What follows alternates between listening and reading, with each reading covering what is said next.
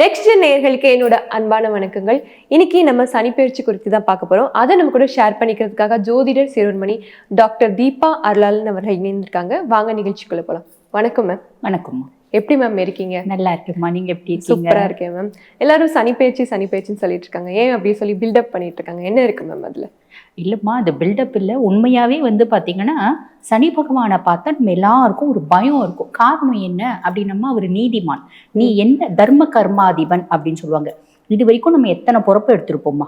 பொதுவாக பாருங்க, சம் ரிலிஜியன்ஸ்ல பொறுப்பு அப்படின்றது இருக்கு, மறுஜென்மம் அப்படின்றது இருக்கு. சம் ரிலிஜியஸ்ல அந்த மாதிரி பிலீஃப் இல்லை.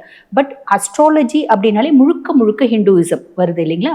அப்ப இந்த இது வரைக்கும் எத்தனை பொறுப்பு எடுத்திருக்கோம், அத்துணை பொறுப்புலையும் என்னென்ன நல்லதும் செஞ்சிருப்போம், கெட்டதும் செஞ்சிருப்போம். அதனாலதான் நீங்களும் மனுஷனா பிறந்திருக்கீங்க, நானும் மனுஷியா பிறந்திருக்கேன். ஆக இந்த நல்லதும் கெட்டதும் கலந்து செஞ்சிருக்கோம் பார்த்தீங்களா?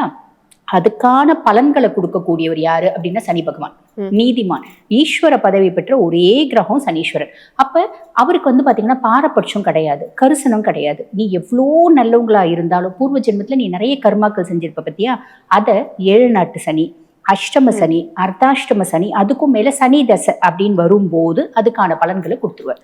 அப்ப யாருக்கு பயந்தாலும் பயப்படல அப்படின்னாலும் சனீஸ்வரனுக்கு எல்லாரும் பயப்படுவாங்க. அது பில்டப் இல்லை, அவர் அந்த பலன்களை கொடுப்பாரு. அதே மாதிரிமா அவர் நல்லா இருக்காரு அப்படின்னா, சனி ஒரு சுய ஜாதகத்துல நல்லா இருக்கு அப்படின்னா ஸ்திர சொத்துக்கள் அப்படிம்பாங்க.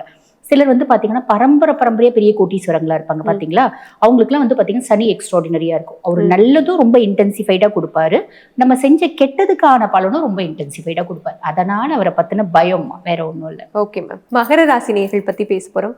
அவங்களுக்கு இது மகிமையான நேரமா அப்படின்னு சொல்லிடுங்க. கண்டிப்பாம்மா, இந்த மாமா ரொம்பவே மேட்ச் ஆயிருக்கு. பட் இருந்தாலும் அவங்க நீங்க சொன்னதுக்காக, அதாவது நீங்க கேட்டதுக்காக நாங்க சொல்ல, மகரம் பாருங்க கடந்த 7 வருஷமா அவங்க பட்டப்பாடு ரொம்ப ஜாஸ்தி அப்படின்லாம். அவங்களோட ராசியாதிபதியே தான் சனி பகவான், அவங்கள வச்சு செஞ்சா அப்படின்னு சொல்லலாம். ஆனா அப்படிப்பட்ட சனி பகவான் இப்ப மீனத்துல பயிற்சி ஆகி இருக்கிறது. மகரத்துக்கு பாத்தீங்கன்னா சகாய சரியா வர, சகாயம் அப்படின்னாலே ஹெல்ப் அப்படின்னு வந்துருந்தோம்லம்மா, எல்லா விதத்திலயும் அவங்களுக்கு ஹெல்ப் பண்ண போறது சனி பகவான். சோ இந்த 12 ராசியில 3வது ரொம்ப எக்ஸ்ட்ராடினரியா இருக்கிறது யாருக்கு அப்படின்னா மகரத்துக்கு அப்படின்னு சொல்லலாம். 3ஆம் பாவத்துல சனி. என்னோட தைரியமும் தன்னம்பிக்கையும் வேற லெவல்ல இருக்கும்.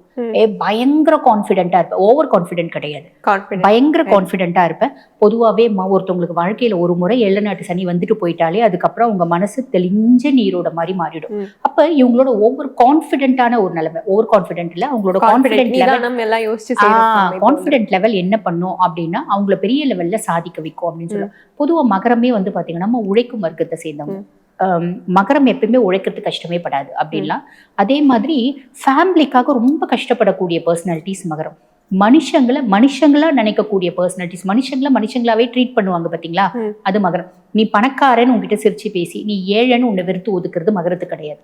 இன்பில்ட்டாவே பாத்தீங்கன்னா ராசியாதிபன் சனின்றதுனால அவங்க பெருசா ஸ்டேட்டஸ், டிக்னிட்டி, கேலிபர் அதெல்லாம் பார்க்க மாட்டாங்க. அப்படிப்பட்ட ஒரு நல்ல உள்ளங்கள் அப்படின்னு சொல்ல, அவங்களுக்கு கஷ்டங்கள் இருந்தாலும் அதுல பெரிய படிப்பினை அப்படின்றச்சு வாழ்க்கைக்கான பாடத்தை அவங்க கத்துக்கினாங்க அப்படின்னு சொல்லலாம். இப்ப சகாய சனி எல்லா விதத்திலயும் நல்லது செய்ய போற உண்மை.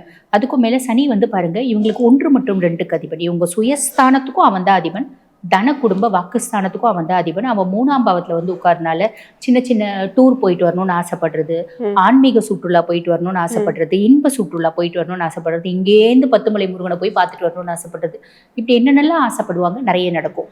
அக்கம் பக்கத்து வீட்டாரோட ஒரு நல்ல உறவு முறை அப்படின்றது மெயின்டைன் ஆகும். அவங்களோட ஆக்கப்பூர்வமான சிந்தனை அதிகமாகும்.